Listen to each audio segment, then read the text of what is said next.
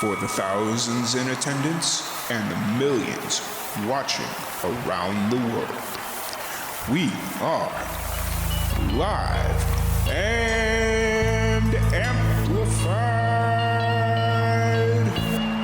So let's get ready to podcast. Fire it up.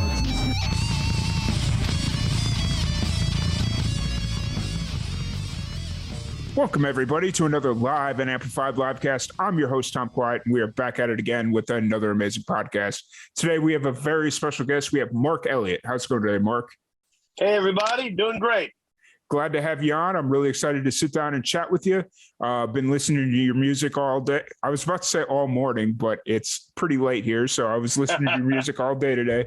And I'm really excited to sit down and chat with you a little bit and get to know more about you and everything you got going on. Well, great. Happy to be here. Awesome.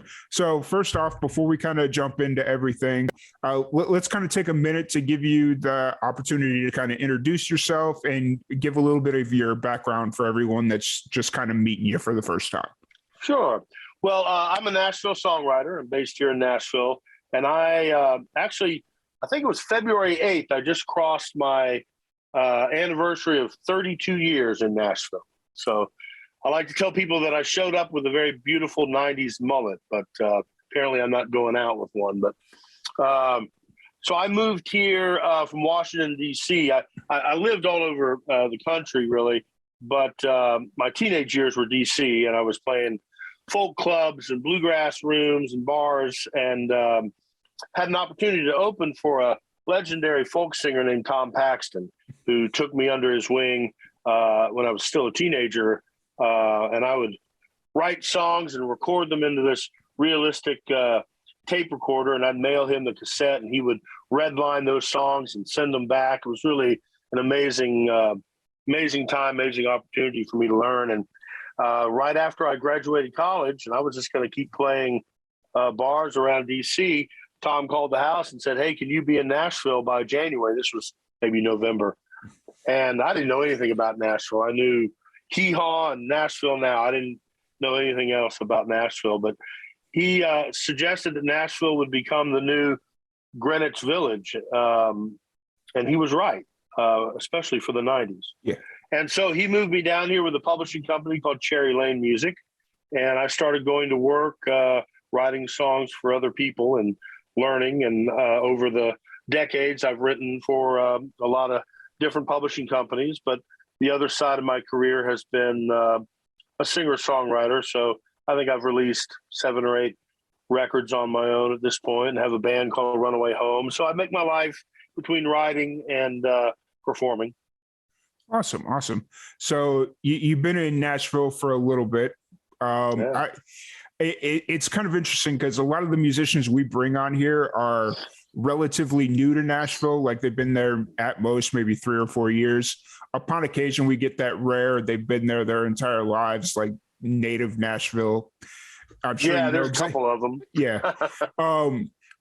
How's Nashville kind of changed over the years? Obviously, you went to Nashville like early on in the 90s. How's Nashville kind of changed? Well, dramatically. I mean, just as a city, it's changed. I mean, when I first moved here, beyond a couple of meat and threes, you couldn't really get a decent meal here. I mean, that's probably a little bit extreme, but it was hard to find really great food. It's become a bit of a foodie city, you know. Mm-hmm. We have major universities here, and we have, other than the music business, we have a healthcare industry here.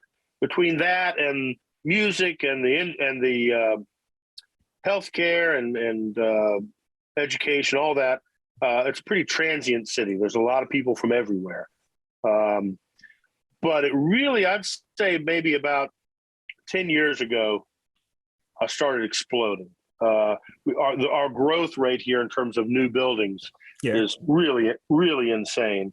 On the good side, I moved here from D.C., so I was used to a big city, and I love big cities for what they are. But I think we're going to experience some growing pains here. We've kind of ballooned up with it's shot, housing and rental prices through the roof. Mm-hmm. We don't have infrastructure like most cities, subway, Bus system's a little iffy. Yeah. So we have tons of people and tons of new blood, tons of great restaurants. Yeah. Broadway music scene is pretty interesting. And so there's a lot of good, but it's, I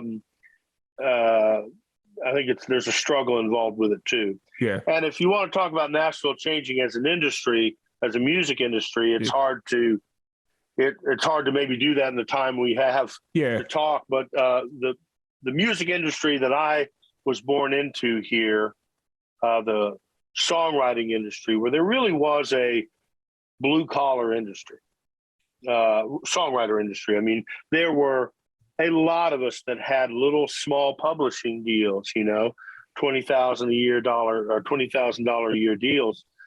And as long as you stayed within earshot of your draw every year, you could keep that deal. Well, with the advent of digital technology and streaming especially, it's really killed off that part of the industry. Mm-hmm. The amount of money that a song generates in the digital domain compared to the mechanical domain of the past, whether it was terrestrial radio or CDs and albums and cassettes, it's stunning. And it really has, I think, hurt the industry a lot.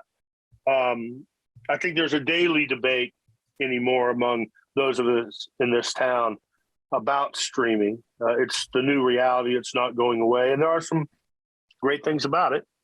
I think it's allowed a lot of independent artists to access fans and be able to put out music where in years past you had to have some money or some backing or some people in your corner.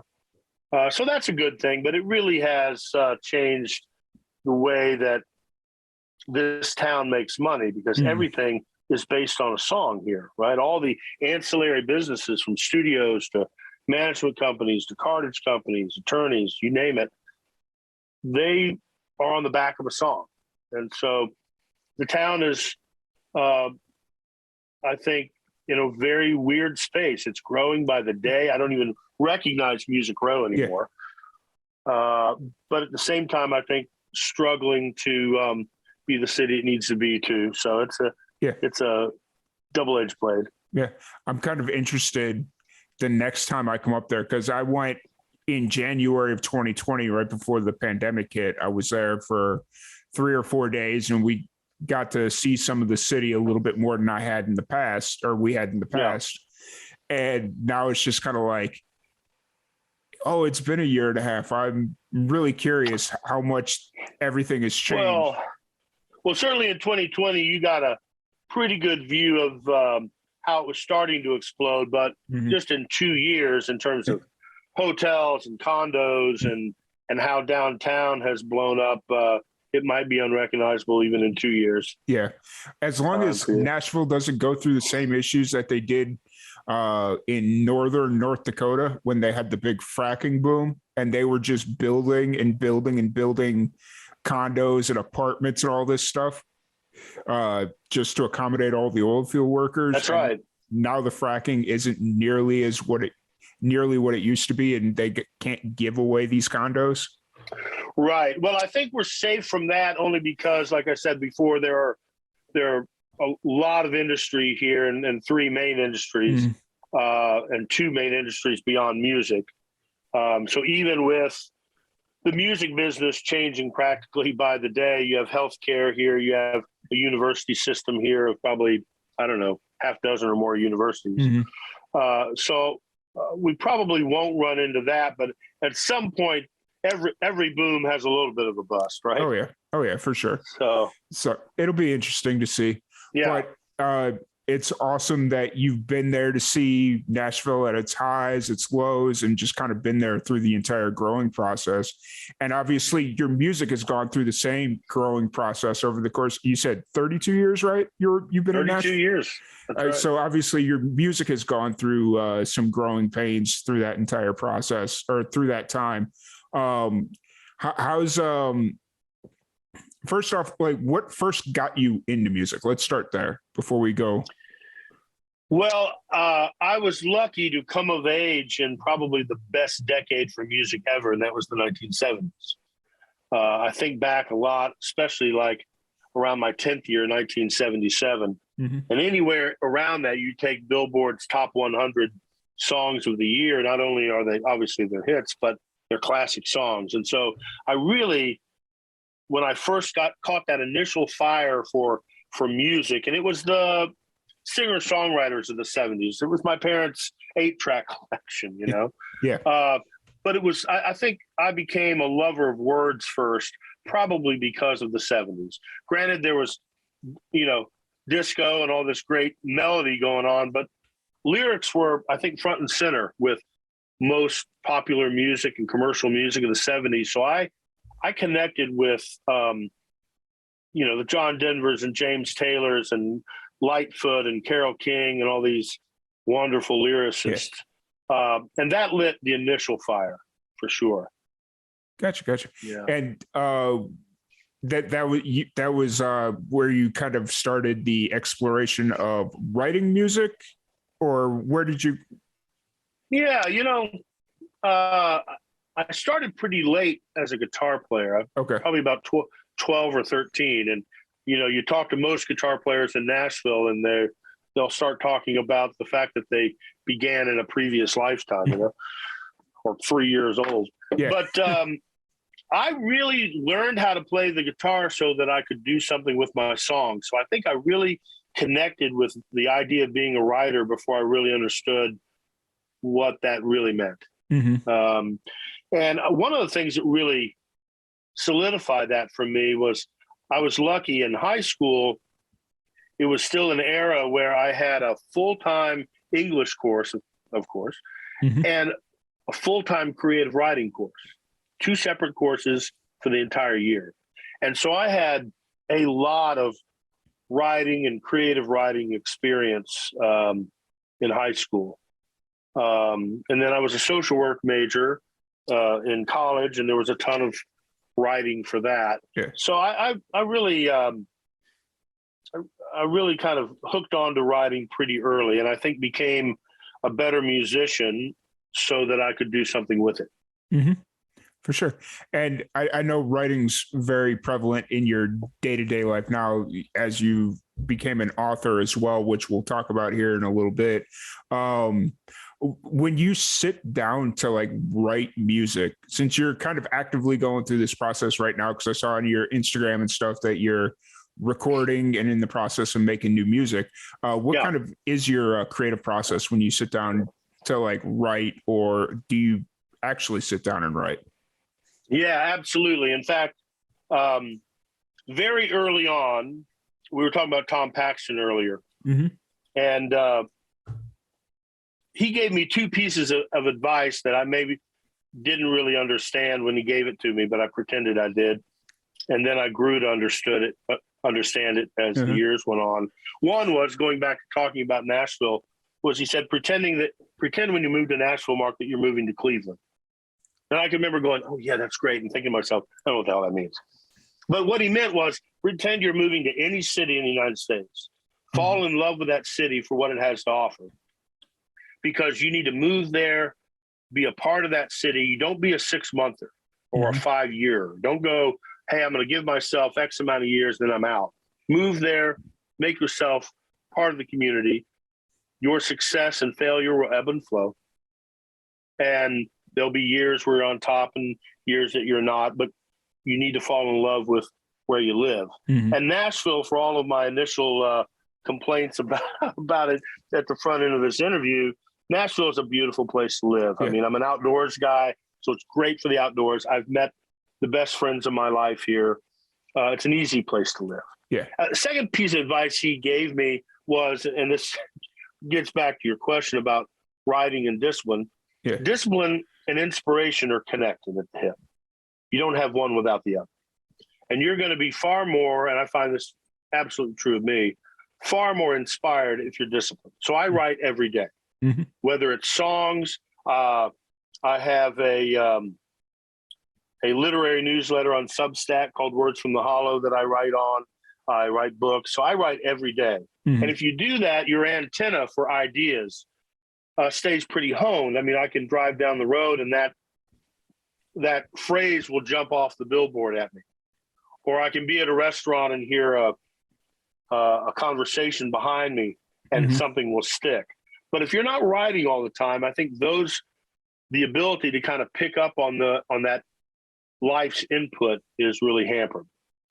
So I would say first that my first trick of how do I write songs, I just write every day. Now, I don't write good things every day, right? But I write every day. And there's a lot of co-writing in Nashville. It's part of the social scene. It's part of the industry scene, the networking scene. I'm a pretty collaborative guy, I think, by nature. But when you move to Nashville, I think collaboration is a huge part of success here, whether you're writing songs with other people or, certainly in the studio producing with other people. That's kind of the magic of it. So when I sit down to write a song with somebody else, a lot of times, we'll have each person will come in with their list of titles that we probably never write because we just carry them around and never get around to writing them. But I'd say most of the songs for me these days come about from a real conversation. So the first hour writing a song with me, I'm going to be asking a lot of questions about your life. Bit of a vampire that way. Hey, that's good to know, right? Like it's everybody's got their own unique way of doing things, and it works for you. You've been doing it, so it works. It works. So co-writing is like something that's become very synonymous with Nashville. Was that something that you had done prior to Nashville, or was that a habit? No, not at all. And I would venture to say that most people probably don't before they move here.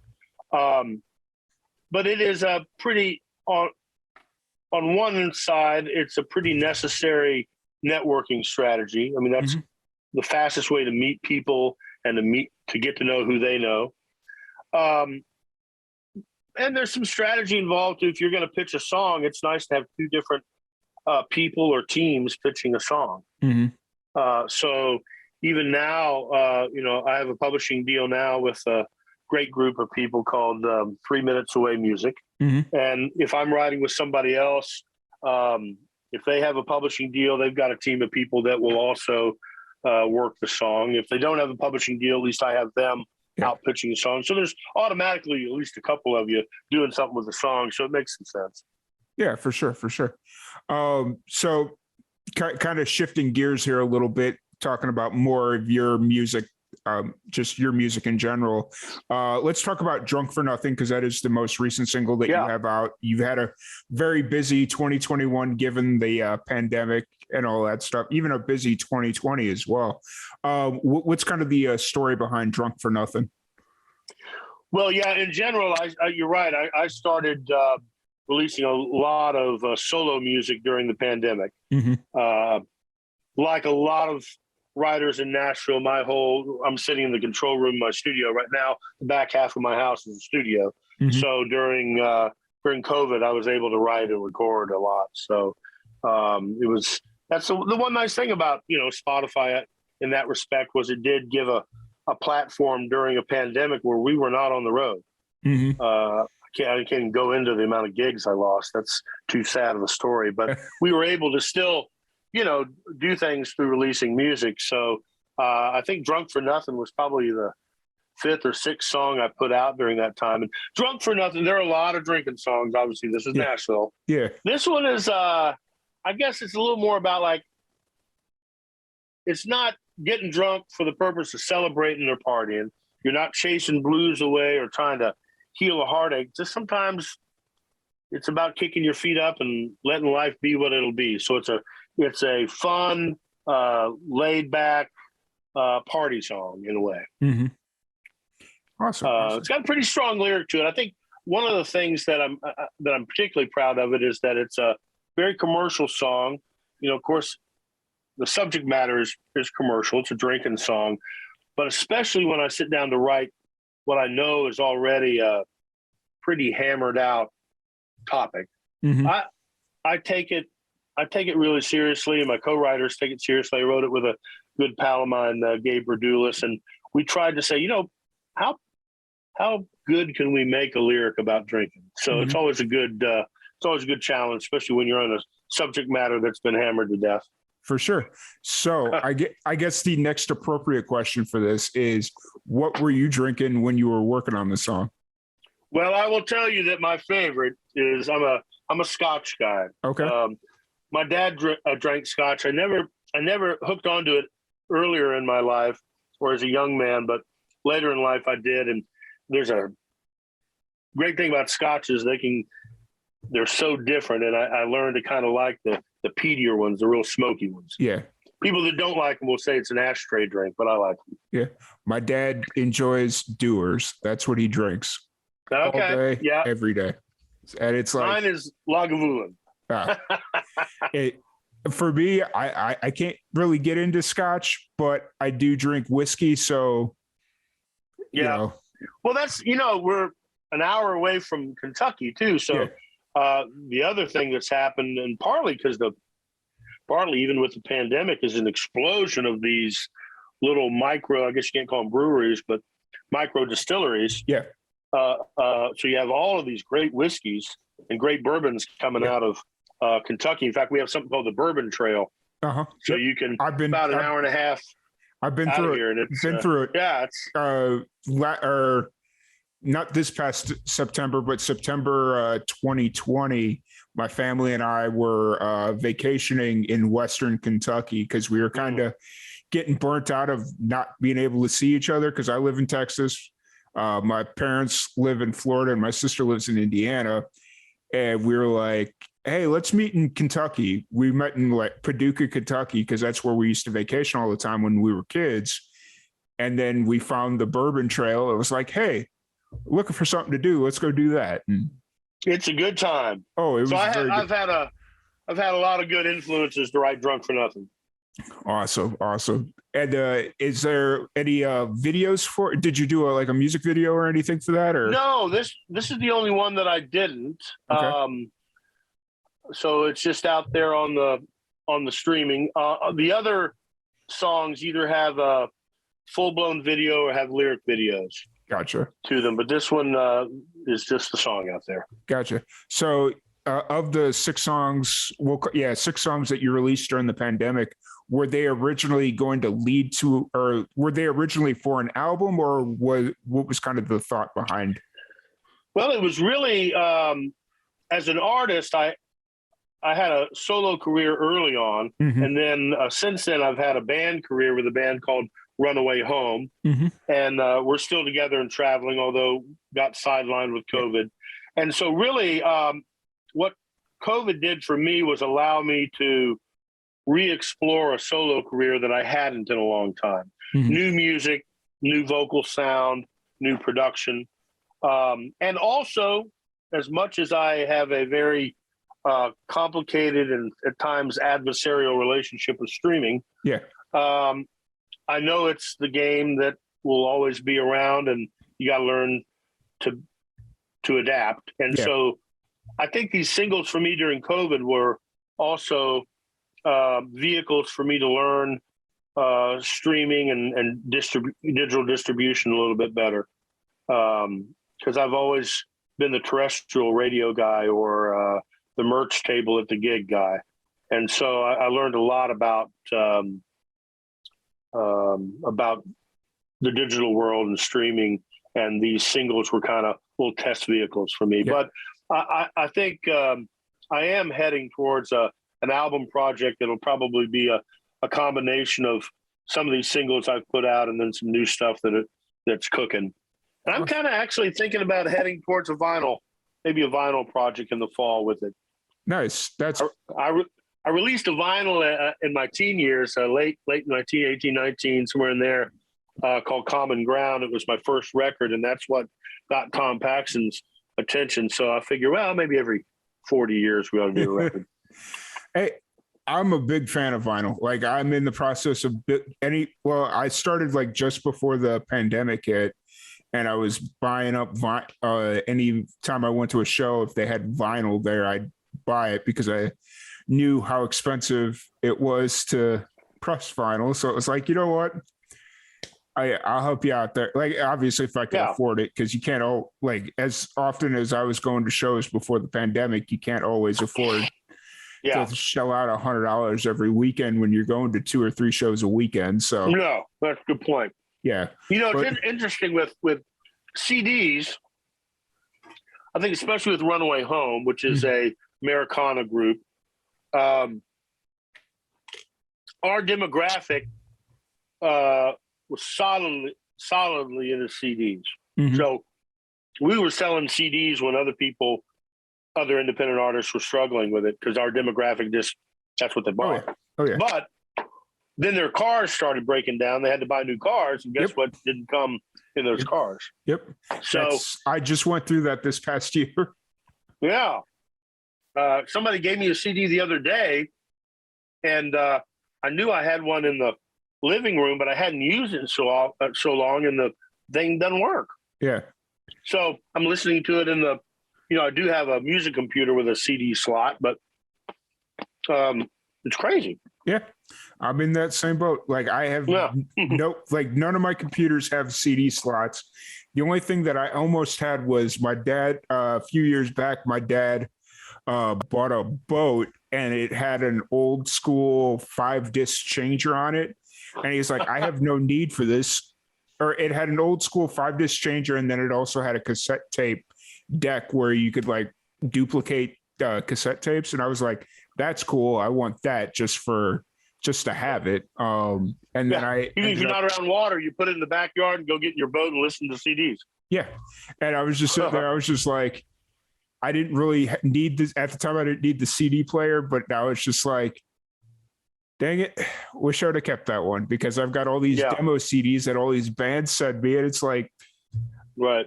I have no way to listen to this. I'm sorry. And it's really changed. I was having this very conversation tonight with a friend of mine. Listening to streaming has really changed the way I listen, good and bad. Now, as a just straight consumer of music, not thinking about being a musician or a writer, I really love it, right? Because it's instant access to whoever I want to hear, and I can quickly go check somebody out. But I don't listen when I stream. My attention span is shorter. Yep. It's less likely I'm going to listen to a collection of songs from people. It's more likely that if I do that, it's not going to be the right collection, like an album would be put together purposefully, right? So my other concern about streaming is changing how listeners ingest music differently from albums and CDs and even cassettes and 8-tracks. That was the issue I had when I was prepping for this interview. I was listening to your music and I blindly opened, or not blindly, I opened up Spotify and I just blindly started playing your music. Yeah. I'm sitting here listening to it a few hours ago and I'm getting ready and whatnot. And then all of a sudden, like music that's not yours starts playing because it starts populating. It's like, oh, he likes listening to this music. Let's start populating a playlist that plays music similar to this.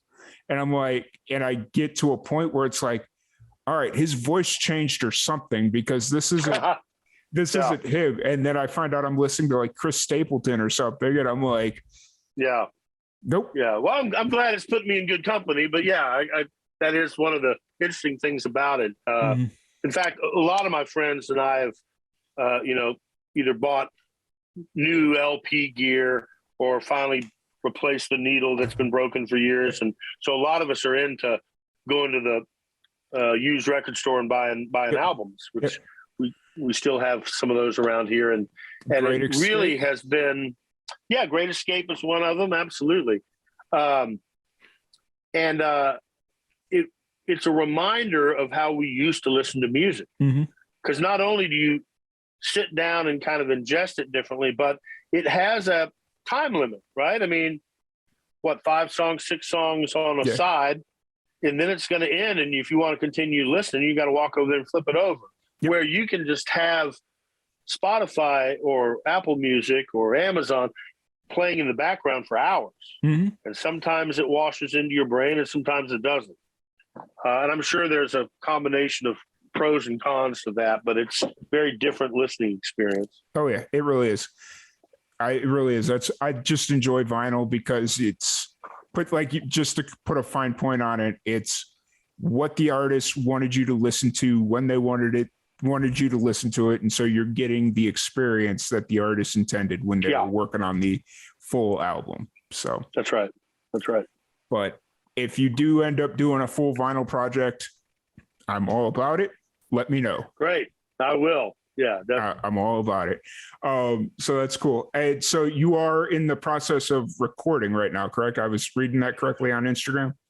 Yeah, so a couple different recording paths. One is, again, I have this new publishing deal where I'm a staff writer for the publishing company, and I love it. We're back in the studio writing, and I'm writing songs all the time, and we'll go in to the studio with a studio band and cut demos.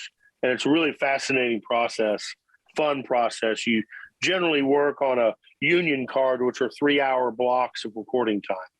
And of course, the more songs you're able to record, the cheaper per song is, right? Yeah. I mean, if you go in, it's going to cost you what it's going to cost you for 3 hours, whether you do one song or 5. Mm-hmm. But typically, most publishing companies and writers try to get 5 songs done in 3 hours. And it's really one of those only in Nashville kind of issues, because on one hand, you got to keep the session going and you got to keep moving or you're not going to get 5. Yeah. But on the other hand, you don't want to record 5 that just for the sake of the number. They've got to be good and creative. And these musicians, I just can't say enough about studio musicians in Nashville in particular. Mm-hmm. Their ability to do things fast, but do things creatively and with surprises and interest is really something to behold, even after 32 years of doing it. So one of my favorite things about having a new publishing deal is being able to go back in and do that again.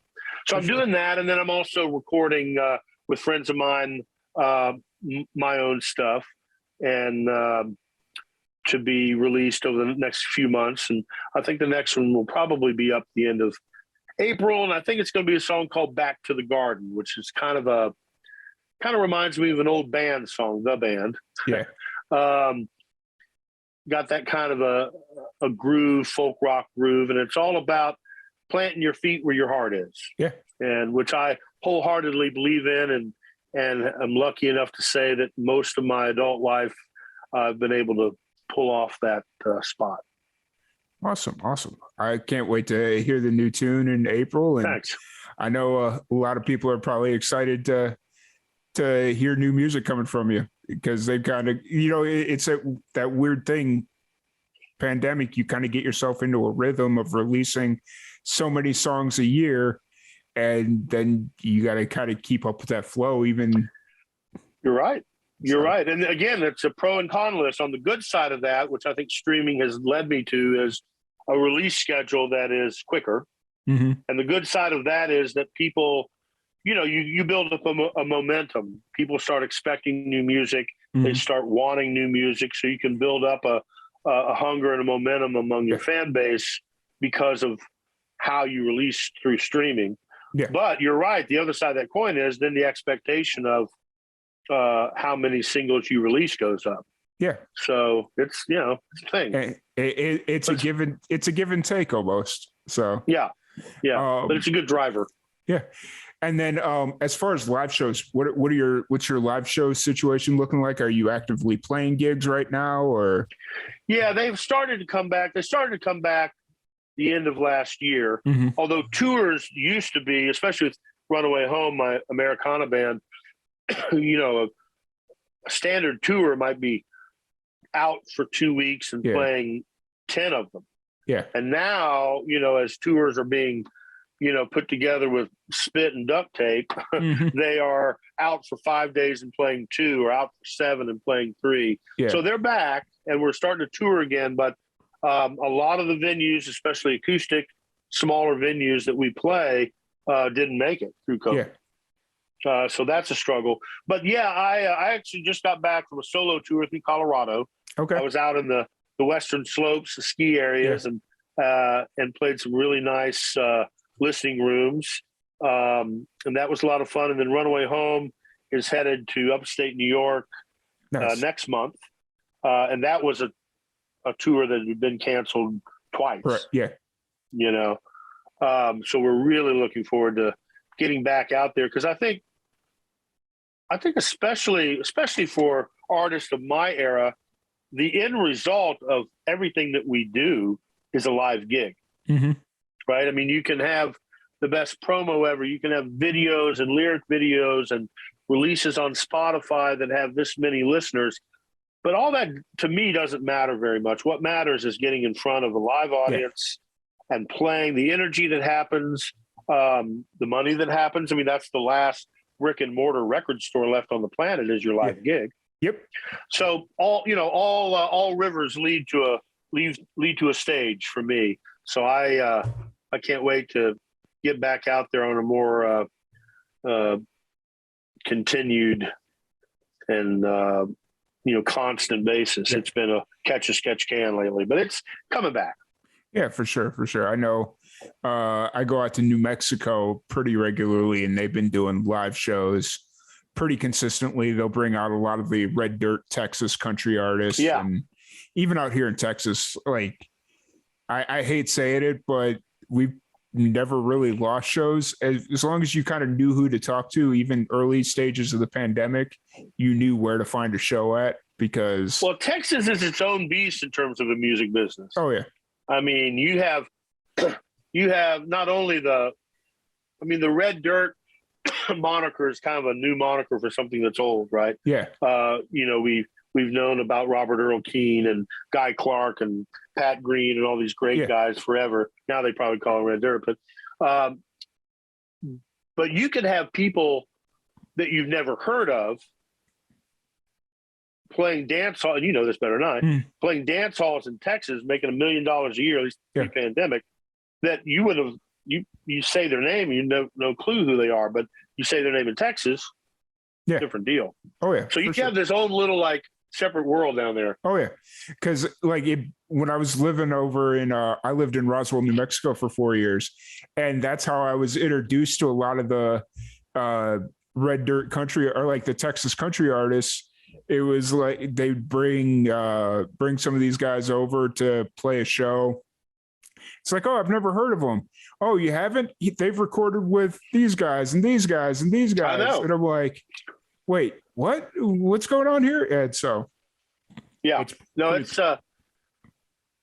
pretty crazy. But that's one of the cool things about Texas, for sure. Yeah, Texas it is. Music. It really is. It's its own thing.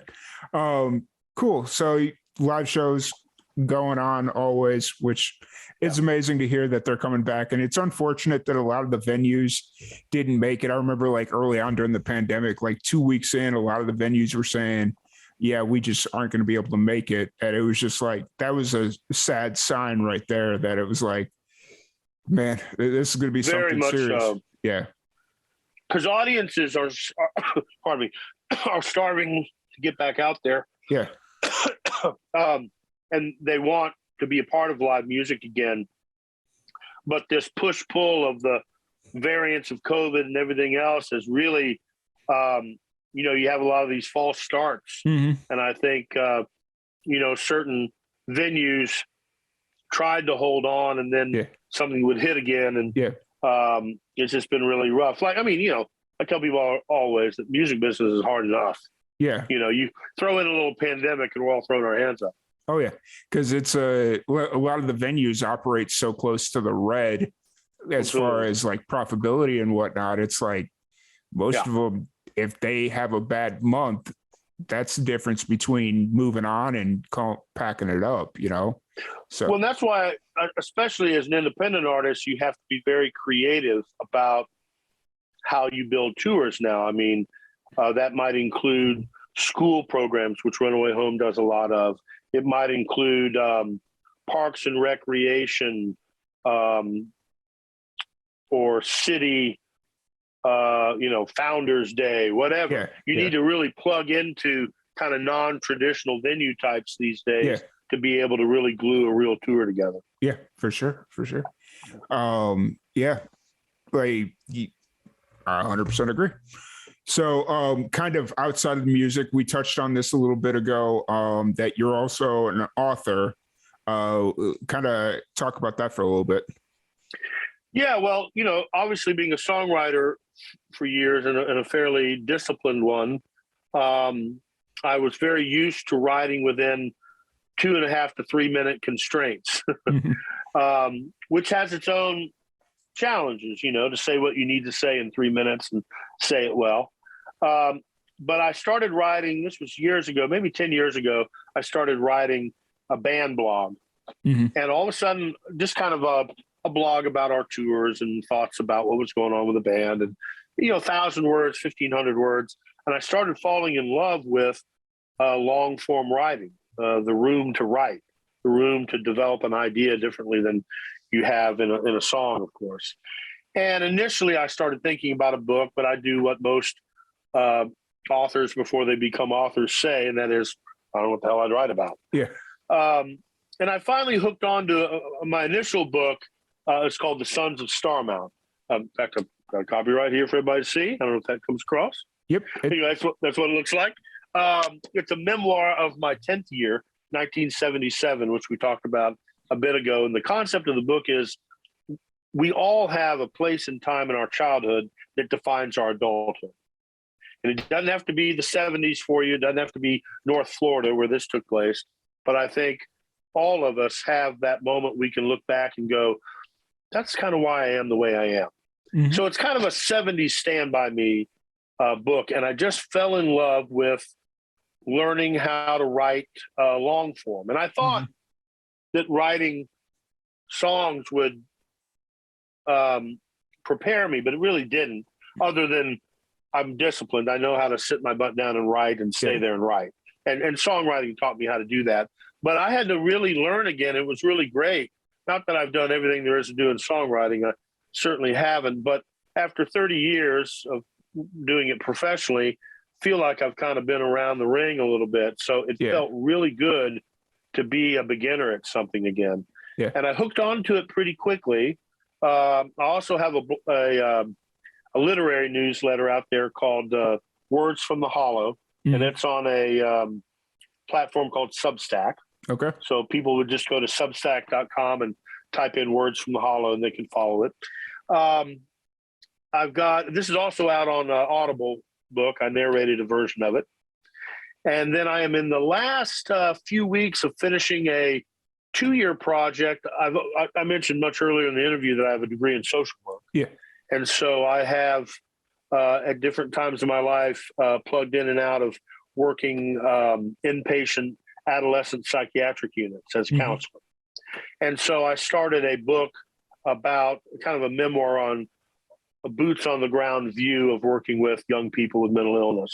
And it's called Anonymous Questions. And I'm really excited about that. So it's really invigorated the creative soul of me to have a medium that I not only had to relearn, but now feel like I can kind of flourish in. So it's been a blessing at this end of my career to pick a different mode. For sure. Now I'm going to sit on this for a little bit because I've been in the shadows of Live and Amplified, been working on a little book project myself. Great. Very much. Are you familiar with Gene Shepherd? Sure. So it's very much in the same vein of him. It's like a book of a lot of short stories from where I grew up, because a lot of his stories were based about 20 minutes from where I grew up. So it was. Which was Roswell or? No. South Chicago. I grew up in South Chicago. Okay. Yeah. Gotcha. So I'm just going to kind of pick your brain here a little bit, very selfishly, but as far as like getting through your first project as an author, first book project, what'd you find to be the hardest part?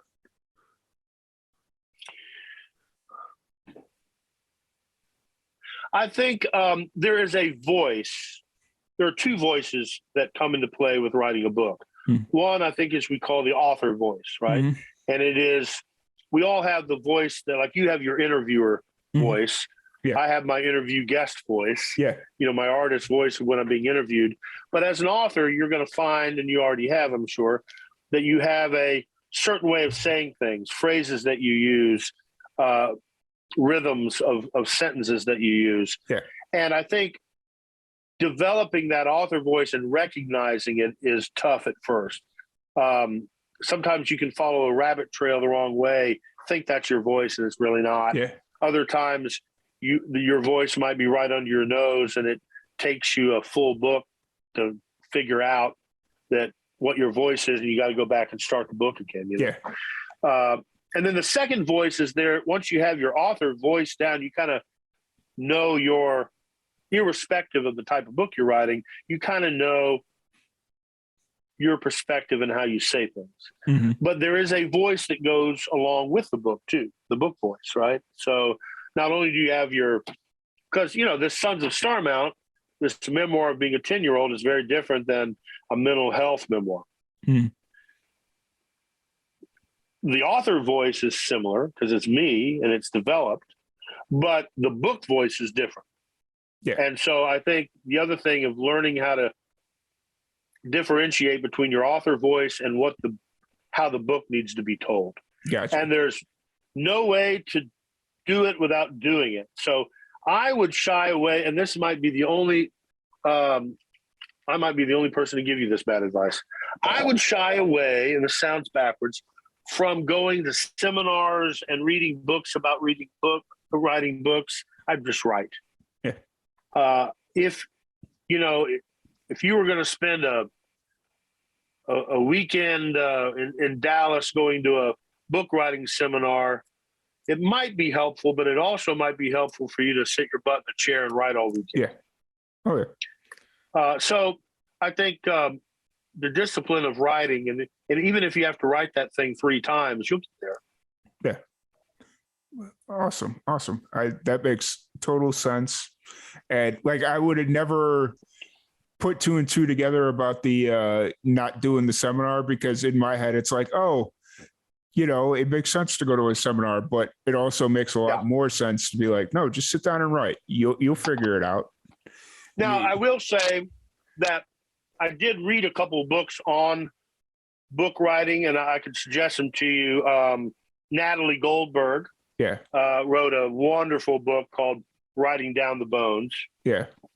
And it's kind of about the spiritual side of becoming an author, mm-hmm. which I think is as important as learning plot patterns and things like that. Yeah. Anne Lamott wrote a book called Bird by Bird. Wonderful book. Stephen King has an incredible book called, I think, On Writing. So I think it'd be good to read a couple of those. Mm-hmm. But there are all these industries with all of the arts, painting, sculpture, book writers, songwriters, artists, because the money for the artist and the art has fallen. Mm-hmm. But the amount of artists out there, just take Spotify, the amount of artists out there now, and the amount of books hitting, there's something like 5,000 a day, something ridiculous like that. There are more books and singles out there you can shake a stick at. Well, what's happened is it's born this whole new industry of consulting and training. Yeah. Those people are making a lot of money, and maybe rightfully so, a lot of it. But I think I would be careful not to get into a life of training to be a writer, and I just write. Yeah. And if you find yourself just really being stuck and not growing, then it might be time to seek out a particular book or training program that might get you through that hump. But I think a lot of people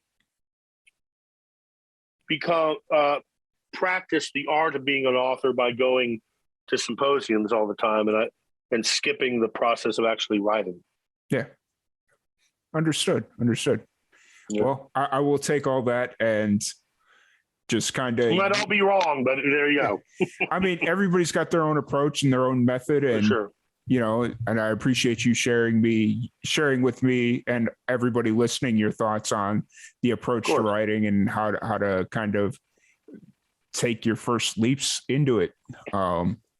But I don't want to keep you too much longer here. So kind of in that or keeping that in mind, if anybody wants to check out your music or anything else you got going on, where's the best place for them to do that?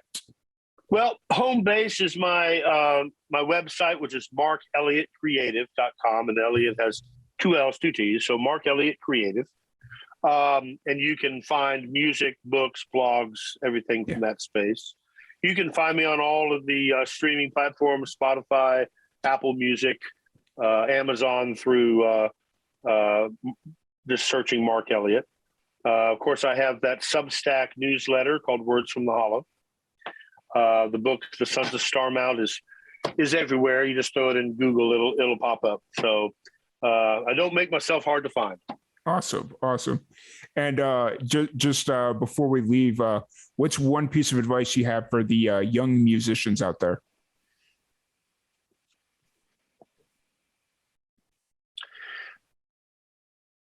Writers write, players play, singers sing. I think I would become, and that whole adage of discipline is connected to inspiration. Don't sit back and go, I only write when I'm inspired, or only jam out on the guitar when I'm inspired. If you're serious, you'll abandon that way of thinking, and you'll get disciplined about it. You'll get as disciplined as doing your taxes. You write every day, you play every day. I would say if you are doing that in your local community and you're moving up through the ranks of maybe playing bars and clubs and maybe doing some other events that are making you feel like you've kind of arrived, then I would say jump into an industry town. LA, New York, Nashville. I don't think there's any other industry town, quite frankly, for songwriters than Nashville, including New York and LA. But I would say if this is something that you enjoy and you think you want to do as a living, learn how to be disciplined at it. It'll take a lot of pressure off if you're disciplined. Yeah, for sure. 100% agreed. Yeah. But once again, thank you so much for hanging out with us. It's been an absolute pleasure. Thanks for having me. Absolutely. You're welcome back anytime. Let us know when you want to come back on, and we'd be more than happy to have you. I feel like we've only scratched the surface is about what I have a feeling we could have sat here for 3.5 hours and not been bored. Well, you asked good questions, so that helps. I appreciate that. Thank you. I really appreciate that. But once again, thank you so much for hanging out with us. It's been an absolute blast. Thank you, everybody, for tuning in, and we will see you all tomorrow at 7:30 p.m. Good night. Good. Cool. We're good. We're clear. Great.